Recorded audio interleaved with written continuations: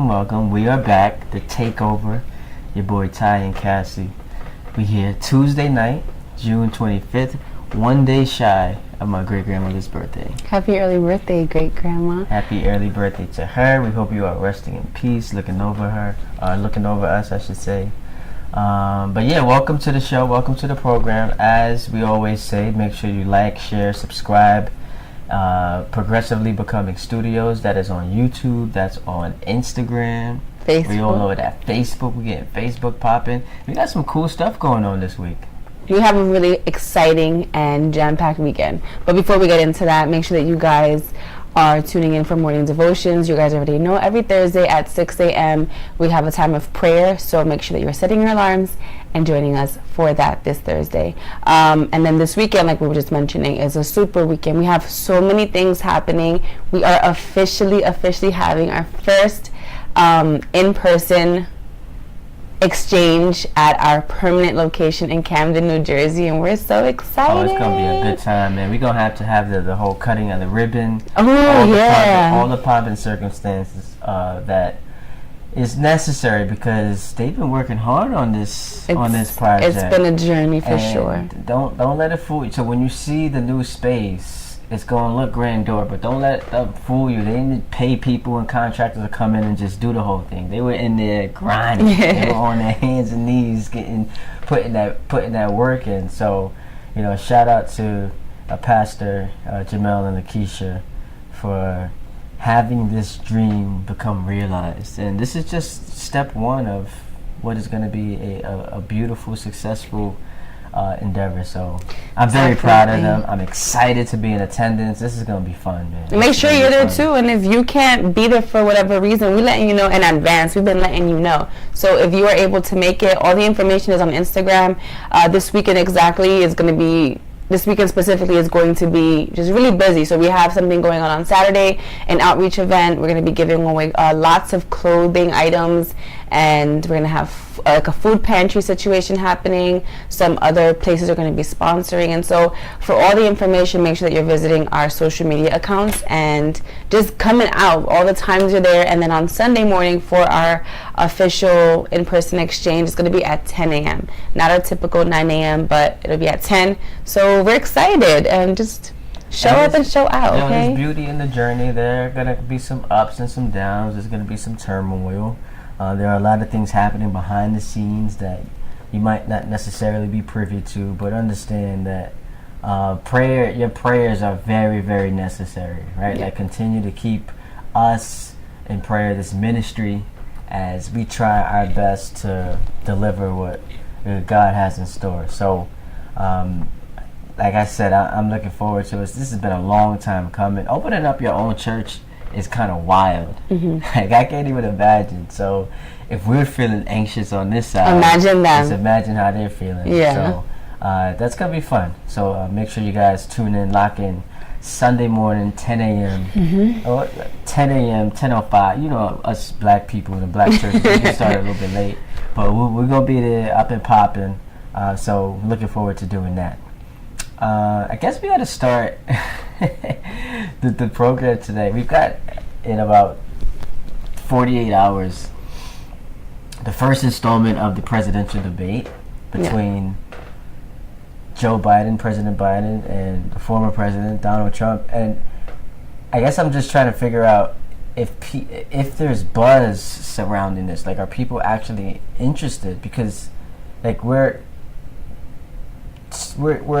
not at the same place we were 4 years ago, where like there was just so much drama and controversy. There was intrigue. There was a lot of hype and excitement around it because of, people felt strongly about Trump. People felt strongly about Biden. They still do. They do, but like the hardcore people are unchanged. Like those people are going to be there. Yeah. I just wonder if like those fringe voters, the people who are like casually involved, who showed out last time, that helped swing the election, I wonder if that segment of the population is still interested 4 years later, because we've done this already. Now you got, like, let's be honest, you say don't judge a book by its cover, but two old white guys up there stumbling and fumbling through sentences. Like, I don't know, I just don't know how much interest there is. So I'm curious to see what the the ratings are going to be on CNN? Like, do you feel more or less interested than you were 4 years ago? I think the interest level, for me, I think it's the same. When I went into it last time, I was interested, but I was also anxious about it. This time, I don't think that I feel super anxious. I think I'm more like, I'm looking forward to it in a sense, because I don't know, I just feel we've gotten to a point where it's just like, I can't believe this is the life that we're living. Like, this is really like the U.S. And so I'm kind of looking forward to it in a sense of entertainment. Like, which is bad, right? It's so bad, like, but I'm looking forward to just seeing them be absolutely ridiculous. It's the most prestigious job position in the country. The most important, it's the highest level of office, and yet the best you can say about the first debate is you're looking to be entertained. So I think that's entertained. Yeah. So how it's going to work? It's a 90-minute showdown between Trump and Biden. CNN's going to moderate this, so Jake Tapper and Dana Bash is going to be on the set. I love Jake Tapper. Typically, it's in front of a live audience, but this time around, it's going to be in a studio. Microphones are going to be muted when the candidate is not directly asked a question. And is that the first time that's happened? I think that there was some like semblance of that for the third, because it got out of hand. Right, because I feel like ago it got out of hand, so they had to put some guardrails, some guidelines up. But I feel like we thought that was going to happen the last time with the whole mic situation. So then, because they were still talking, and they were like, okay, like, thank you, and then they just kept going. Like, there needs to be something. But if I remember the third installment, that didn't happen. I could be wrong, but for just going based off my memory. So no notes are allowed to be brought up there. You're going to have to just have your pen, your paper, little water bottle, which is interesting because, again, it's like two old guys. Like, do they have it in them to memorize all of, like, what needs to be said and articulated? I mean, they're going to be asked questions, so that'll hopefully prompt them. But they know what they're going into. They know that that's not going to be allowed. And so, if I were them, as soon as I get that paper and pen, just start jotting down everything that whoever told me to like say, because we know it's not coming from them. So I don't know. I think whether they had notes or not, it's what's going to be said is going to be said, and like it wouldn't make a difference. I think another reason why you might have waning interest in this is because it's like that movie you've seen over and over again. We know what's going to happen. He's the gaff master. He's going to be fumbling through it. Trump also has low-key become like a gaff master, where he just like starts misremembering things and stuttering. But it's a gimmick where he doesn't have a real policy. He's just shouting out buzzwords and phrases that get people hyped. Biden's going to just old cliches that he found in books. So the whole thing is just comical, which is sad, but it's an important time in American history. And like, that gets lost in the social media age, where you just see clips go viral and it's, parroted by one base versus the other base. Like, this stuff is important, right?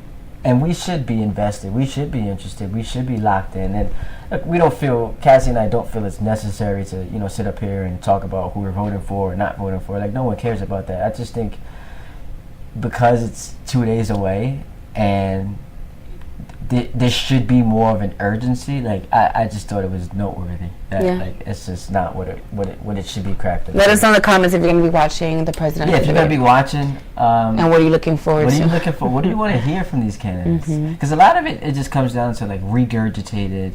Like, when you...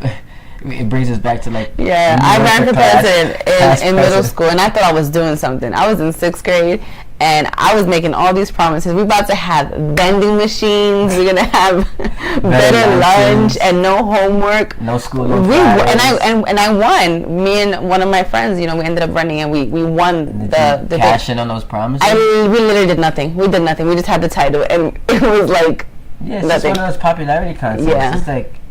So essentially, it's going to be kind of what it is now. No school on Fridays, and then no homework, no summer homework. It's like, I can imagine. Again, you're a teacher, so how is the teacher in that moment, like, interpreting all that? It's just It's just funny. It's like you're looking, you're like, oh, cute. That's so cute. That's adorable. I never noticed a teacher doing that. Right, we're supporting them. We're like, oh. So maybe that's why they sit in the back of the room, Yeah. just so that you can't really see facial expressions. No, but honestly, when I did my little debate, did my speech, my English teacher, I remember, he pulled me aside after, and or maybe a couple days later, and he told me he was really proud of me because I was nervous. And I think when I was younger, I didn't want to speak. And I think a lot of us, we have like that anxiety to speak publicly, and I was nervous and I did not want to do it, but I had to write my own speech, and then I gave my speech, and he told me like he was really proud of me. I did really well. So he's looking at it from a different perspective, where it's like, I like the way that you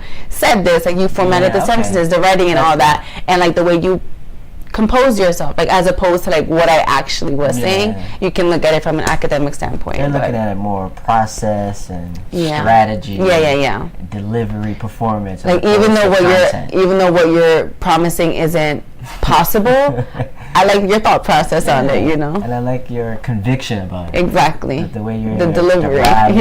So we'll be looking for those things this Thursday for their delivery, because we know what they say is not about to. Here's my favorite part of what's going to happen Thursday.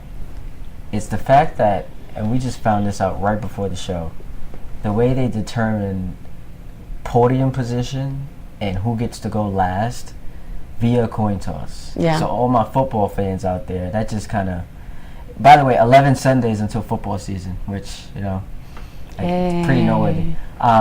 So that's my favorite part of it. They use the coin toss to decide who's going to go where and who's going to say what last. Would you want to go, what would you prioritize if you're in this debate? Because you either get where you're located on stage, the podium choice, or you get to decide if you're going last. Which one do you think? I would go last. I want to go last because they want to be on, him being on the right side is the viewer side, right? But there's no audience. Yeah. So what was the viewer side? They're both going to be shown. No, I know, but that's how they decided. But so I don't understand why he would have. I mean, maybe there's something that we're not. I don't understand with that. But is there behind where you stand? Like, do people typically look at the right side of the screen more? Like, I don't know what it is, but I would rather be the person who speaks last, because I feel like that'll give like a lasting impact.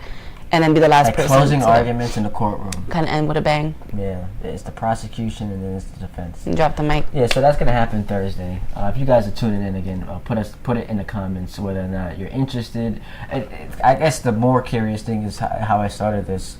Are you more or less interested than you were 4 years ago? Because if you're less interested, then that, in a subtle way, helps the former president. He's got his base.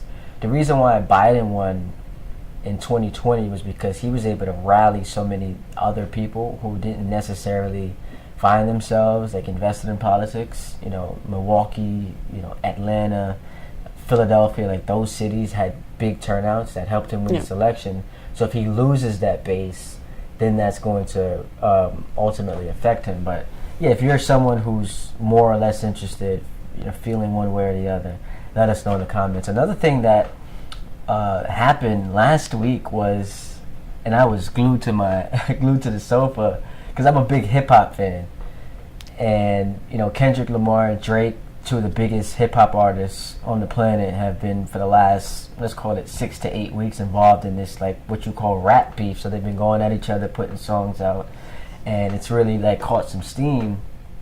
So Kendrick goes to LA at the Forum and performs about an hour straight of his music, and involved in his ensemble was some of the diss records he went at Drake. So the audience probably doesn't care about that part of it, but it's to set up. We were having this conversation, like I asked this to you when we were making breakfast one day. How did it feel to be a part of history? And your response was, what the hell are you talking about? Right. And I said, what you watched last night with Kendrick doing what he did on that stage, you know, given the magnitude of the moment, the gravity of it, LA, all the gangs, like everything that you watched on Juneteenth. Was on Juneteenth. Mm-hmm. Amazon, so streaming's become a big deal, all the money that's involved there. Like, that was an historic moment and you really like couldn't care less. No, that's not true. Because I remember I was reorganizing the boys' drawers and I was doing the laundry, and there were points where when he kept repeating the song over and over and over and over again, it got to a point where I stopped what I was doing and I just was I was gravitated to it. And I was like, oh my god, like this is crazy. But you're just not as into new music as you were growing up. I'm not into new music. Yeah, because every time you got a playlist bumping, it's like older music. Yeah. So that's the question I want to pose to the audience. I feel like there's a lot of that going around.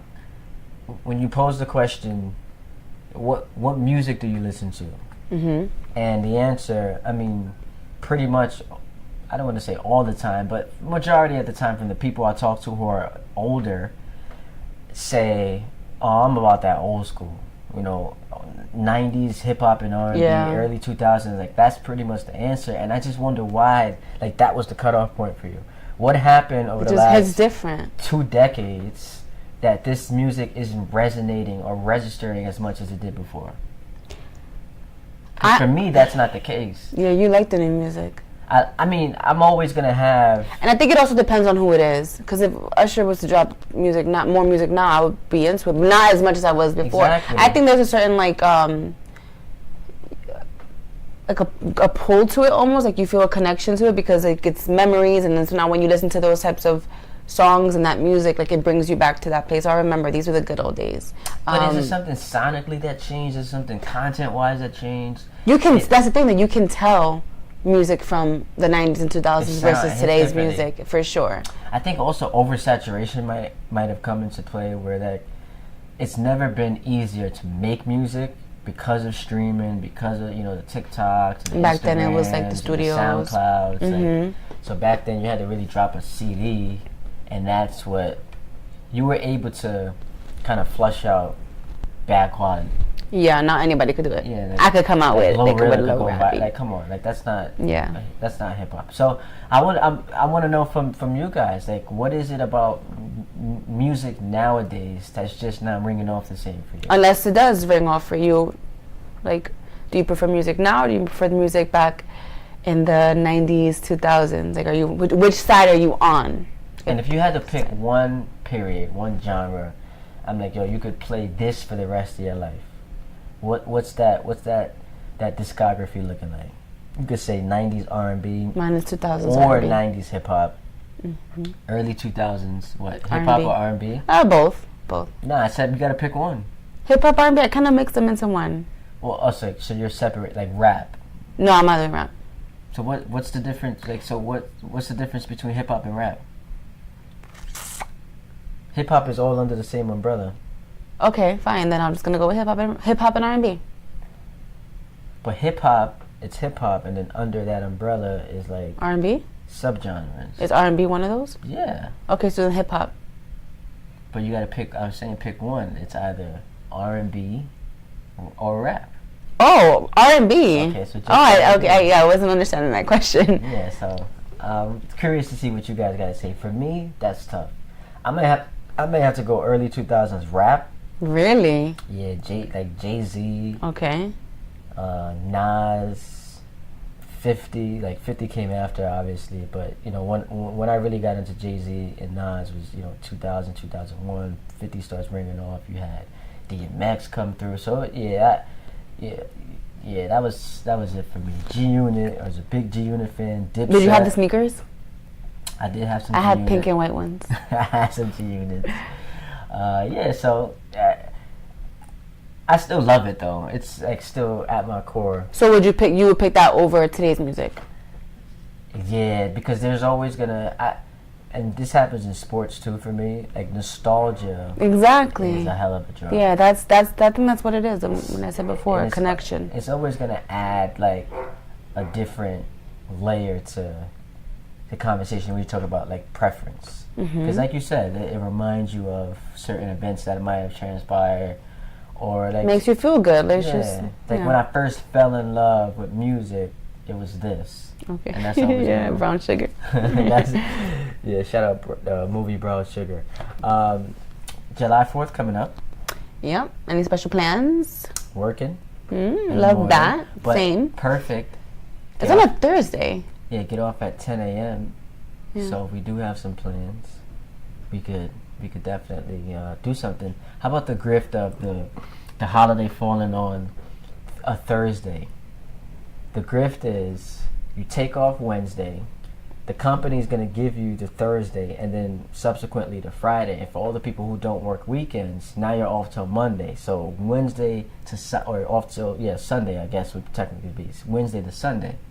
So that Thursday. And then if you were smart, you take off Monday. You take off the Wednesday and the Monday. So now you have a 6-day weekend. Come on. Weekend. Maybe we must go on vacation. Yeah, okay. Like for that, like you're just saying, for that you just take off the rest of that week since you're already off Monday. Yeah, that's true. I just think that because this Juneteenth was last week. The 4-day work week. People want a 3-day work week, which I understand. But let's just say that's asking for too much. Mm-hmm. The 4-day work week with the off day in the middle of the week is dope. Like being Monday, Tuesday, then you get that reprieve, Wednesday off, back Thursday, Friday. Because then once you come back after the off day Wednesday, it's Thursday, Friday, summer Friday. So that's like a low-key vibe. Yeah, I like the little break in between. So I really appreciated that last week. But any what do you want to do on July 4th? I don't know. I get anxiety on July 4th. Oh, man. Especially when I have the kids. I don't know, like, Noah's already super sensitive when it comes to loud sounds, and I don't know, I feel like people get reckless, and for some reason, I'm just like fireworks, and then him, if you know Noah, you know he don't like loud things, and then in my head, when I get anxious, I'm like, is that a gunshot? Is that fireworks? People just be acting up. So I don't know, I think with kids it's kind of hard. I would like for them to see some fireworks, and we've done it on the balcony before. Yeah, but I don't know, we don't have to, we're not big 4th of July, Independence Day celebrators. We let off some fireworks in Jersey a couple years ago. Yeah. If you consider that fireworks. Yeah, I mean, that was our own customized, like, diluted version. It wasn't real fireworks. Like, you weren't hearing it.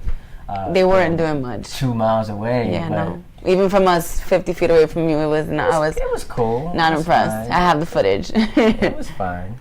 But yeah, look, Noah makes it very difficult because he's tough in a lot of ways, but when it comes to like loud sounds, if he's the one making the sound, he's with it. I mean, banging drumsticks at 7 a.m. 7 a.m. relentlessly. That's the equivalent of hearing fireworks. Cool. Like, that's cool. But I mean, sing happy birthday. Now we're crossing the line. You just went too far. If you're excited and you're clapping your hands too much, you done crossed the line with Noah. That's a bridge too far. Yeah. All right, let's go to etiquette. One thing I love about this podcast and podcasts in general is, like, in the midst of, like, someone said this to me before in the business. He said, my entire life is predicated on just accumulating content for my radio show.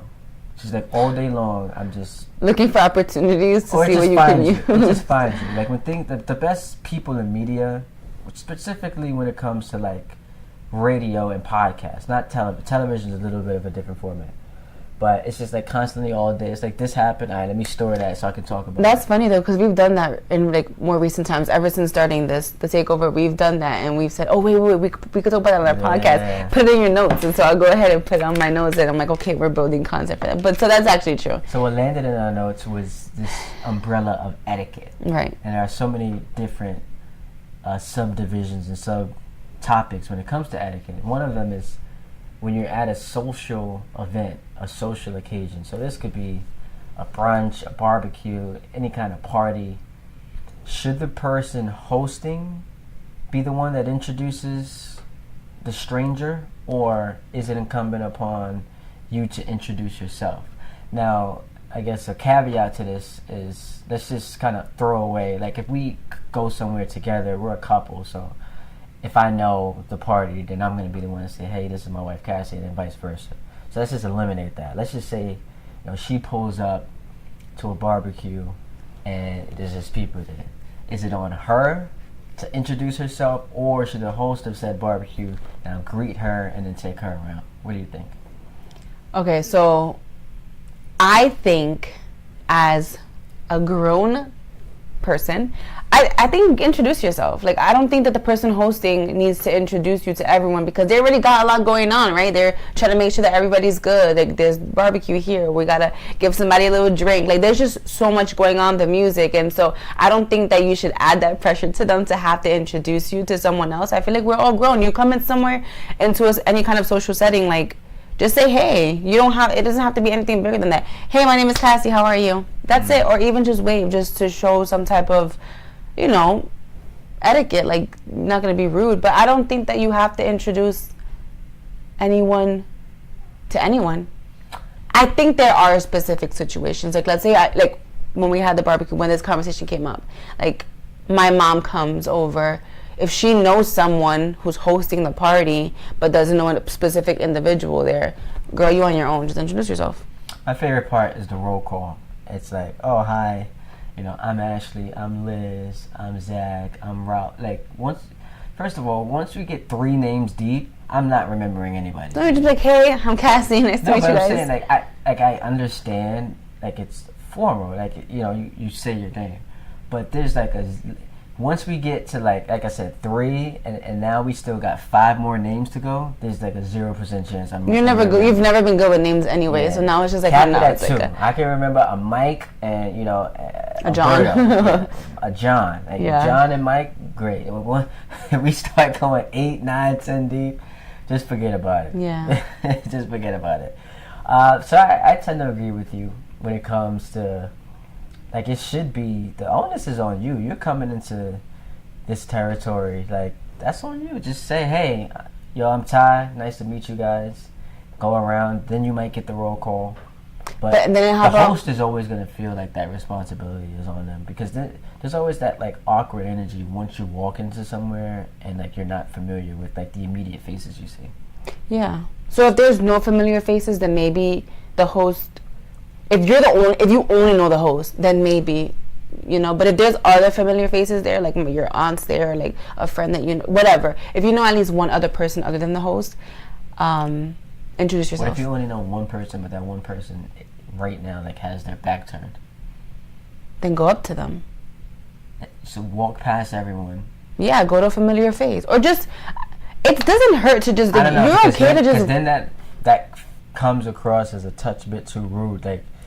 You're coming in, you're walking, people are looking at you. You're now walking past them without greeting them just to get to someone familiar. Like, for that, like... You can smile at them. For that 15 to 20 seconds is a little rude. But you think that they're going to really, like, sit there and hold it against you? Like, I'm watching someone walk in, I'm staring at them, and if they don't make eye contact, now I'm, like, grilling them for the rest of the party because you were rude? I don't think it's that, like... I don't think you're that conscious of it. I don't think you're, like, deciding that that's what you're going to do. It's just... kind of happens naturally. Like, oh, look at that rude girl. She didn't say hi. You would definitely do something. No, I would. What? Walk past someone or be rude? Or say that they're rude? Yeah. Like judge someone? Yes. Come on. How?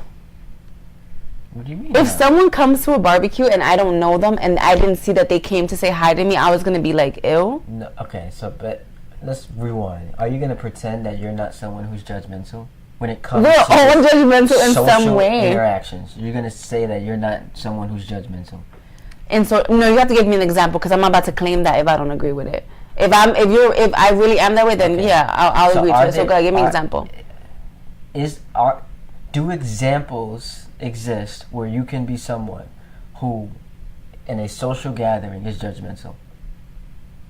Give an example of what you mean by that. I don't have an example. I'm just saying, like, can we just admit?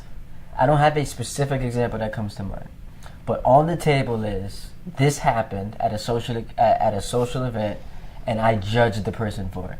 Is that on the table? Yes. Okay. So for you to sit here and act like, oh, yeah, why would you ever judge someone who does that? Because people. I didn't say why would you ever judge. I'm just saying that I don't think that people go like you don't go into a situation where if I'm sitting at a barbecue and I see someone who I don't know walk in and not greet me, I'm not gonna be like ew. No, like if you make some eye contact, then I'm gonna be like this. I'm gonna do that little awkward like hi smile. Like that's what it is, and it doesn't have to be anything more than that. That would be 100% something I do not judge the person for. If it was something else, like they just came and like they were smelling bad. if you smell bad, then I'm not gonna like say anything. I'm gonna just in my head, I'm gonna be like, "Ooh, girl, like you're gonna have some deodorant." Why does that have to be a girl? Oh boy, like whatever. I don't know. I think I judge more if a girl smells bad than a guy. Well, because I guess it's just kind of that agreed upon unwritten rule that like girls don't smell, girls don't fart. You're not supposed to stink. Yeah, but women should take care of themselves more. Well, men need to too, like, but it's just should be more hygiene focused. No, but I just feel like if a guy smelled bad, it could be explained. Like he was just playing basketball, he was at work. No, it would just be like, yeah, he's a guy. Like, but then if it was a girl, I'm like, why are you smelling? Like you should not be. But anyway, no, I will just to set the record straight. If I'm at a barbecue and you're there, trust me, I am not judging you if you don't say hi to me. Yeah, but so you see that little disclaimer at the end? It wasn't if we're at a barbecue, I'm not judging you, period. It was if you don't say hi to me. So you did say that there may be there's a chance that if you do something that I would probably judge you for. Yes, and I'm not the only one who would. You would not. You wouldn't. Nah, I'm. You don't judge people. Nah. It's not for me to judge. Only God can judge you. Either love me or leave me alone. Okay, so now you're just being a liar. I don't judge. I'd rather be judgmental than be a liar. So there's that. All right, continuing on the conversation, the etiquette. Dating. Oh, I love this one. This is really good. This is where it's going to get juicy because, yeah, go ahead. Dating or marrying an ex of your friend or, gets more serious, a family member. Ooh. Ooh. Family member feels like a bridge too far. Okay. That violates Why? ethics. Why? It feels like almost incest. Not even incest. It feels like it though. It's like yeah, like it's. Nah, so for me, it's do you get what I'm saying? No. Because it's like let's just paint a picture. So it's funny how the question was pointed to me first. Oh, I'm sorry, go ahead. Answering. I just have a lot of thoughts. I have a lot of thoughts. See, this is how a lot of our conversations go. Whatever. The family, it's just, it doesn't always, so this isn't like bulletproof. I get that because there are a lot of people sitting here like, yo, I've got friends I'm closer to than actual family members. And, you know, I got family members I can't stand. Like, I get that, but the essence of family is supposed to be a bond that's trustworthy, unbreakable, impenetrable, especially when it comes to exes.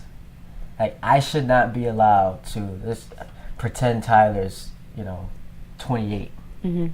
I should not be allowed to, if he dumped his girl months, years, or whatever later, be able to pick her up. Like, that's just violation. That's weird. That's because that means you thought she was good looking before while they were in a relationship. And it doesn't mean, because this actually came up the other day. I'm not gonna say who it was, but at the barbecue.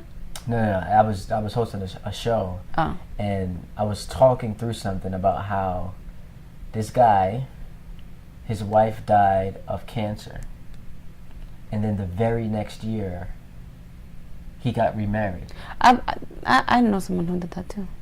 But we're talking like, I guess within months. Yeah.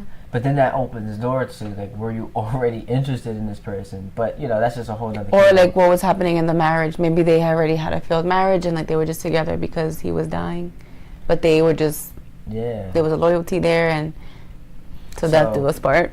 But when it comes to family, I don't know. That's just violation. Again, like it's not bulletproof because you don't always have to be close to your family. Yeah, because what if it's a cousin that you actually don't really have a relationship with? If you don't know them at all. No, you know your cousin, but like you're not cool with them. You don't talk to them. I don't know. Like they live in another state, and just so happen to meet the same girl. Just so happen? I don't know. That. Because there's a difference if, let's say, you met. So you have a cousin who lives in Utah, right? You had a big family gathering. You met his girlfriend. Now, months later, they break up, and then said girlfriend is in the open market, and now we start. Now you guys are dating. That's weirder than if, let's just say, he had a girlfriend. He lives in Utah. He had a girlfriend. They broke up, but you never met her as his girlfriend. But Come now, on, what are the odds of that? but that could happen. I mean, sure, a meteor could hit the. But would that be like down, but would that be something where you're like, oh, now like you dated my cousin, like I didn't know that, like it's dead. I think that there are extreme circumstances like that, but let's just remove that from the equation because that's very rare. That's rare. We're but what would you do in that situation? Would that be? Is that all bets are off? Like I'm not gonna do that. How do you feel about that? I feel like the right thing to do in that situation. Because think about it. If I just broke it off with her, like so none of us know, or she know. Because now I'm thinking you scheming. Like there's something else going on here. Sure. I mean, my there's brain lots is of always working with conspiracy. There's a lot of different. No, so but give me the scenario because that's an important question in order to answer this. Like, did she know that we're cousins, or did she not know? She didn't know. She didn't know. That's different because now, in honor of a cousin who I don't know at all, didn't know they were dating. She didn't know we were cousins. No, you knew the cousin. You're just not like close with them. Yeah, we're not close, but I'm saying like I'm trying to honor that. I'm breaking her heart. Why? Because just coincidentally happened. That's another layer to it.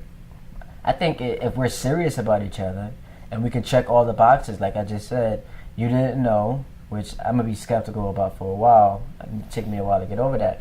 But you didn't know, I didn't know, collectively we didn't know, it just happened. Then I think that's where you could say it's fine. But again, that. But if she knew, then it wouldn't be fine. Yeah, if she knew. Yeah, I just especially because that you're withholding information, that's just a whole different pocket we're going into as far as like, honesty and loyalty and you doing this just to be petty. I get it. That's but that kind of reminded me of something else, or made me think of something else when you said if she didn't know and to break her heart, like that would be sad. But what if it was a situation where you were related to her and you didn't know and you fell in love with her? No, would that be a deal breaker? Yeah, of course. Come on. What's happening on the program? What do you think? No, that's nasty. I'm not talking about that. I'm just ignoring that. That was disgusting. Okay, what about this whole situation? Like, would I date a family member's ex? No. Because I just said, to me, it feels like incest. Even though it's not incest, it just feels like I cannot be intimate with someone who was intimate with a family member of mine, regardless of how close it was. It's just weird. And then there's going to be lots of judgments. Like, I don't think that's going to be something that would ever die down. Mm-hmm. And then it's going to be like, oh, well, you liked him before then, and it's just too much drama. And if I know, I was going to say if I know somebody, but for my family, if I know that you were intimate with someone or like someone, I feel like I immediately am not interested. Mm. It's just like, that's like an honor. Your family now. Like, why would I look at you like that? But now when it comes to the friends, yikes. What do you feel about that? I guess a case could be made that I might have some experience. Same. Because our situation is unique because we go back so far. Yeah. And it's also at a time where you're young. We also went to a small school, so there are a lot of different variables. I'm not trying to make excuses for it, whatever. Yes. We here, but there's a lot that came into play. Yeah. So, full disclosure, we were in different relationships, but those relationships were over. Okay. They were over. Okay. There was no, cheating or anything going on. Not on my end. Not on my end either. Okay. Because, it wasn't... Whatever. And then we started dating, and we were friends with each other's exes. Yeah. But at least for me, I just talked to... I talked to him the other day, so we good. Okay. And I reached out to the friend who was this one's ex. I reached out to her years and years ago to say, not apologizing, but kind of like, hey, whatever, the way that things happen, it was not the way that you may have interpreted it. And there was a clearing of the air. That's good. And healthy. There was no hard feelings. It was like, oh, we were young. But now, I think that now it's different. 16, and it was very young, immature. 16, 17, I don't want to. I'm not I was trying for to it. make I was excuses 50, for 15. it, but I do think that at 30, 31, 32, the game changes a bit. No, yeah, for sure. Because like there's other Like, we things can't that go on. Yeah, we can't use ourselves for example because we're married and that's deep rooted. But let's just say we were dating. Like you and I were just dating for a couple of months. Got serious, but never quite proposal, kids. Right. You know, none of that. Would it be unethical for me to get with one of your friends or you to get with one of my friends? I think Yeah. Yeah, it's not happening. Over my dead body. You will feel a way about that. Yeah, because then it's like, no. I'm getting tight thinking about it. I'm just kidding. No, I definitely think that that's off the table. If you're not as an adult, when you're young, I think that those things don't really matter too much, and the way that it happens is also important. That you have to like really process that, like how did it happen and was it malicious and the way But as a full-grown adult, I think that when you're more serious, I think that those are things where it's like you can, because you're essentially hurting everyone. Yeah. Like not only does it hurt if you and I break up, but now it's like digging even deeper because now you're with my friend who I also love. So now I have to like maybe see you, and it's just so many different factors that go into where it's like, wow, really? Well, I would imagine y'all not gonna be friends anymore. So but even then, now I'm heartbroken over that. You get heartbroken over friendships? No, but like I would be mad. You see, I caught you there. But so I think the overall point is, I want to keep emphasizing it's not to excuse it because technically we were wrong to do that. Like that was like not cool. That violated code. But honestly, wait, let me finish. Okay. Let me finish. That violated code. That was just. That was not the best thing to do, right? It's unethical and all that. But having gone through that and seeing the ramifications, you can now kind of look back and say, being young, close proximity, there are explanations for it. I think it changes when you get older. Maybe you guys disagree, so let us know in the comments. Yeah, I was going to say something else, but I feel like it's not really important about because we're gonna get deeper into something else, and that's not. Yeah, but like, everything is cool and everything is all good. It definitely does change the trajectory of friendships, but like I said, you live and you learn. And wouldn't change it for the world, babe. Yeah, no, I feel the same way. But you gotta be fair to listeners and viewers, just because we might have people on here maybe going through something similar, that experienced it, and they feel different. So what would be your advice to someone who may be interested in a friend's ex or an ex's friend at this point? Let's do a quick search. Let's do a quick search. I am going to Google the women population in the U.S. Oh, versus the male population? No. So as of 2022. 2022? Yeah. Because that's how the Census Bureau. Right. So as of 2022, there was 168.6 million people. 68 million women in the world. Okay. 168.6 million women in the world. Now, you do have to subtract, kids and babies and older people, whatever. And LGBTQ. Yeah, so you have to account for that. And I don't statistically know how to do that, but let's just use that as a point of reference. There are so many different women that you could have. You don't got to be. So then if that's the case, how are people having such a hard time finding a partner? No, that's true, because the dating pool is rough. It's tough, but my point what is... if that's the one, though? No, even though that was with you were with my friend. It cannot but be. But that didn't work out because you were meant for me. That's tough. I don't know. You don't know. But you're going against the point that you made. You said, no, you can't do I that. know, but there's also another side to look at. I don't think so. It's wrong, but does that, just because it's wrong, doesn't mean that you have to follow suit and just not just. Okay, well, there's my dream. Yeah. Lose the love of your life because of that. Yeah. Because they dated someone for 2 months. Your friend for 2 months. Yeah. It's done? Once my friend dated you, I'm like immediately uninterested. I can never find you. Once my friend dated you, I'm immediately uninterested. At age 31. Okay. I like that. I can never be attracted to you. I can never think that that's not weird. Like that's not going anywhere. And I would imagine, honestly, if we could do like a research project on it, I would say like there is a very high percentage of those types of relationships that end pretty quickly. Okay. Because that's rooted in lust. I don't agree with that, but okay. Why do you disagree? Just because someone started a relationship with a friend's ex doesn't mean that it's rooted in lust. I think it is. What if they had a good friendship and that they had a great... What if the relationship before was the one rooted in lust? I don't think that just because someone else... You're dating a friend's ex... How close that doesn't are you make able to get to your friend's partner? On a level where they have a good friendship.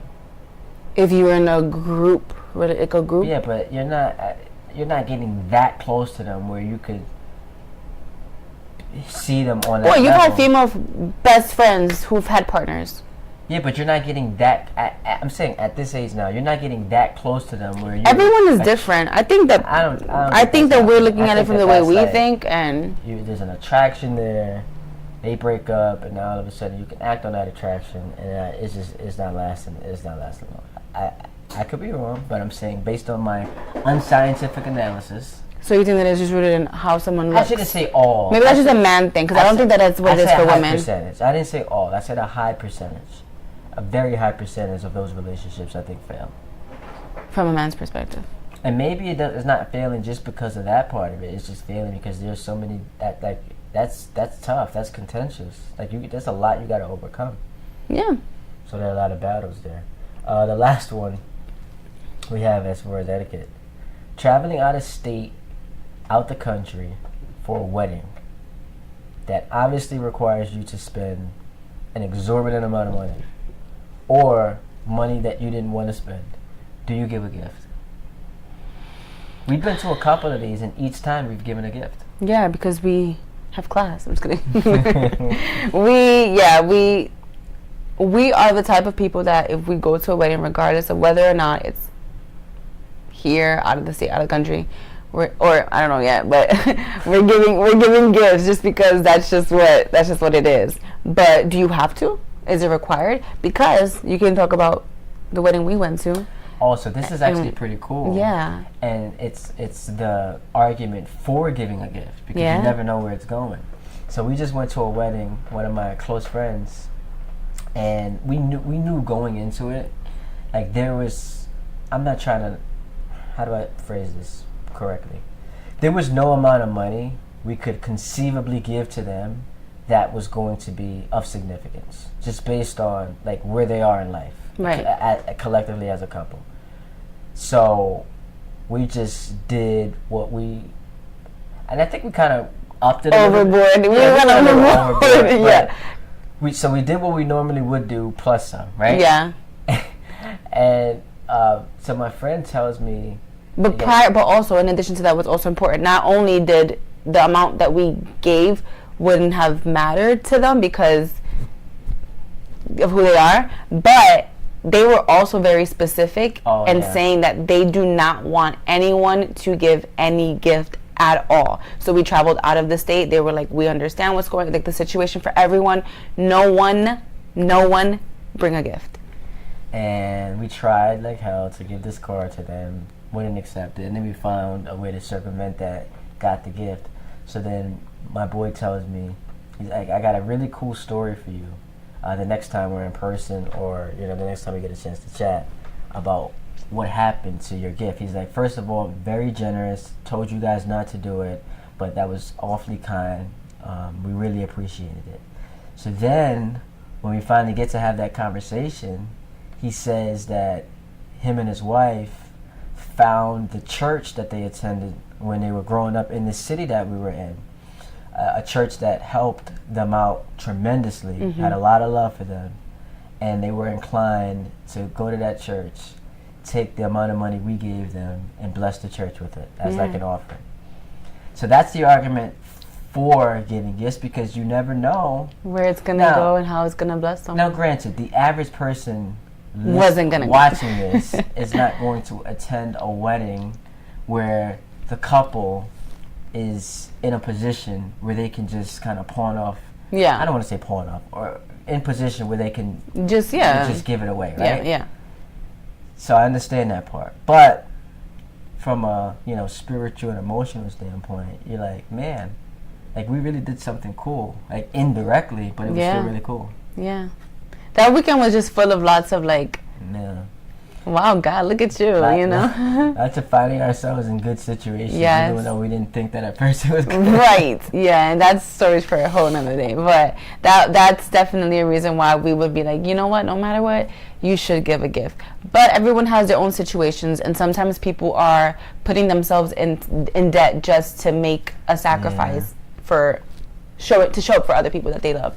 What's the etiquette though? Do you give the gift if you have to travel? Is there like a line of demarcation where it's like in-state, cool, out of the country, no way? Because this out-of-country destination wedding we're going to is a bit on the pricey side. Yeah, a little bit.